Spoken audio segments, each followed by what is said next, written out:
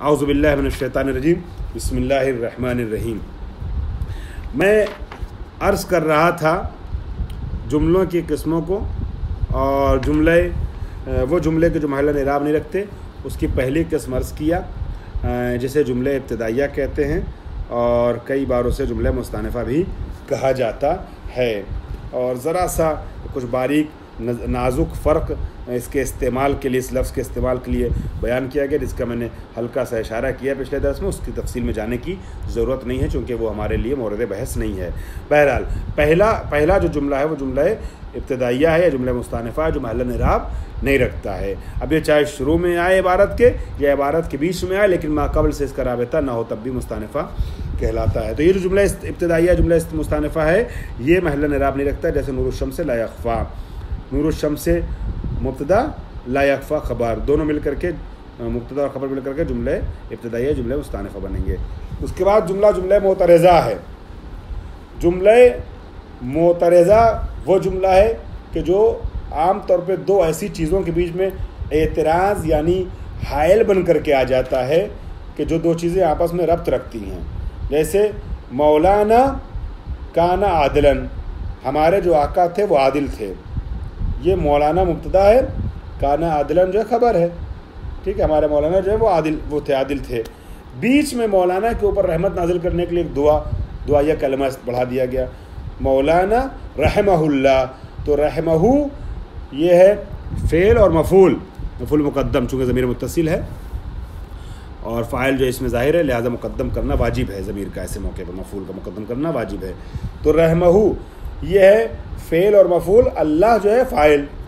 یہ جملہ پورا جملہ ہے، جملہ فعل فاعل اور مفعول مل کر کے جملہ معترضہ بن رہا ہے۔ یہ جو جملہ معترضہ دو ضروری چیزوں کے بیچ میں آ جاتا ہے، دو مرتبط چیزوں کے بیچ میں آ جاتا ہے، یہ جملہ معترضہ کہلاتا ہے، محل اعراب نہیں رکھتا ہے۔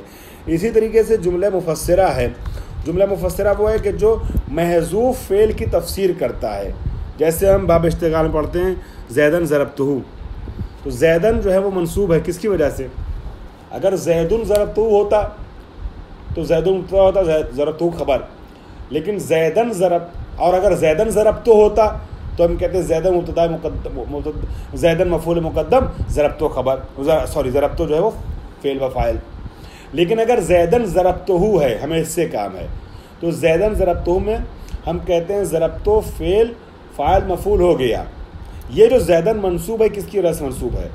تو کہتے ہیں زیدن سے پہلے ایک ضربتہ محذوف ہے، ضربتہ زیدن ضربتہ، مگر بعد میں چونکہ ضربتہ آ گیا ہے تو بعد میں جو ضربتہ مذکور ہے وہ محذوف کی تفسیر کر رہا ہے، ٹھیک ہے۔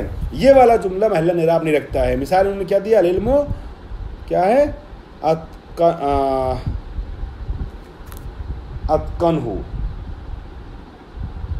العلم، العلم اتقنہ، سوری اس میں اشتباہ چاپی تھا، العلم اتقنہ، علم اس کو مضبوطی سے پکڑ لو، ہے نا، اس میں استحکام پیدا کرو، ٹھیک ہے، ایقان ایجاد کرو علم میں۔ تو یہ جو اتقنہ ہے نا، یہ اصل میں اتقن محذوف کو تفسیر کر رہا ہے۔ یہ اصل میں تھا اتقن العلم، اتقن العلم، تو یہ اتقن کی اب ضرورت نہیں، چونکہ اتقنہ بعد میں آ گیا ہے مفسرہ۔ یہ مفسرہ جو ہے محل اعراب نہیں رکھتا ہے۔ اس کے بعد الواقعۃ صلۃً، وہ جملہ جو صلہ واقع ہو۔ موصول آپ نے پڑھا ہے، موصول کے بعد جملہ جو ہوتا ہے وہ صلہ کہلاتا ہے۔ جیسے جاء الذی قام ابوہ، قامہ فعل و فاعل، قامہ فعل اور ابوہ مضاف مضاف الیہ مل کر کے فاعل ہوا قامہ کے لیے، ٹھیک ہے۔ اب یہ قامہ ابوہ، قامہ اپنے فعل کے ساتھ، اپنے فاعل کے ساتھ مل کر کے کیا ہے، جملہ فعلیہ بن رہا ہے۔ کیا یہ جملہ فعلیہ محل اعراب رکھتا ہے؟ کہہ رہے نہیں، چونکہ الذی کا صلہ ہے لہذا اعراب نہیں رکھتا ہے۔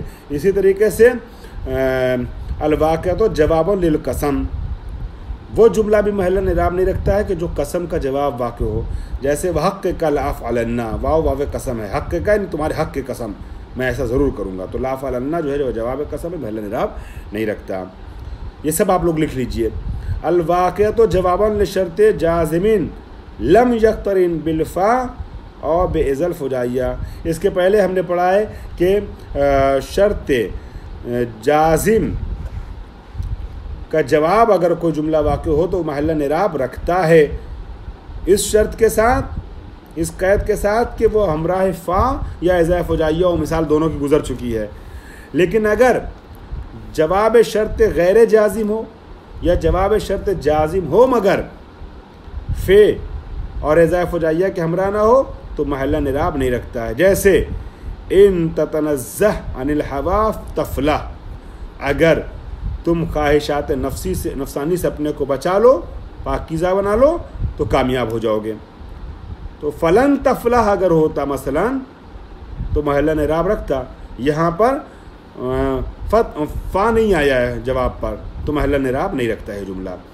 اسی طریقے سے لو اجتہدت لنجحت، یہاں پر یہ شرط جو ہے، جواب جو ہے نا، جواب شرط غیر جازم ہے. یعنی یجتہد جو ہے نا، پیچھے جو آیا تھا لم یجتہد ہے نا، جواب ہاں پیچھے آیا تھا، مثال آئی تھی من لم یجتہد، لم جازم ہے، اس نے جزم دیا تھا، اس کے جواب میں آیا تھا یہ جواب. لیکن یہاں پر فعل ماضی ہے تو جواب شرط غیر جازم ہے. لو ہے نا، من جزم دیتا تھا، لم کی بھی ساتھ میں خیر تھا ساتھ میں، لیکن لو جو جازمہ نہیں ہے. اب شرط غیر جازم کا جواب جب آیا لنجحت تو محل نراب نہیں رکھتا ہے. ٹھیک ہے. اس کے بعد التابعۃ، آخری جملہ جو محل نراب نہیں رکھتا. التابعۃ لجملۃ لا محل لها من اعراب.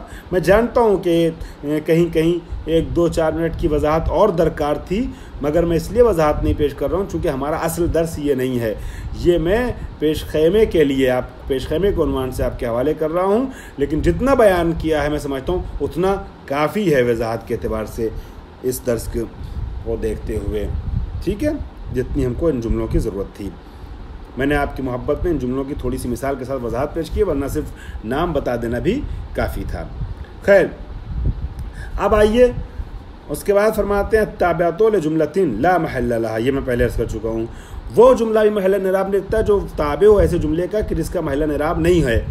جیسے انقطع المطر، واہ حرف عطف ہے، وتبددت الغیوم، بارش منقطع ہو گئی، بادل چھٹ گئے. تو وتبددت الغیوم جو ہے یہ عطف ہوا ہے انقطاع المطر پہ.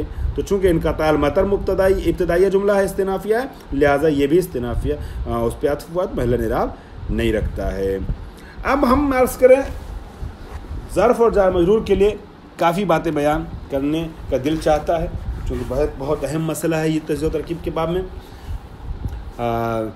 لیکن وقت کو مد نظر رکھتے ہوئے تفصیل نہیں عرض کر رہا ہوں، اشارے کر رہا ہوں. کچھ میں نے عرض کیا تھا گزشتہ درس میں، اپنے استاد آغائے صدر کریمی کا بہت بڑی شخصیت پروردگار عالم، مجھے نہیں معلوم کہ وہ کس حال میں، خداوند عالم ان کو خیریت سے رکھے، طول عمر عطا فرمائے.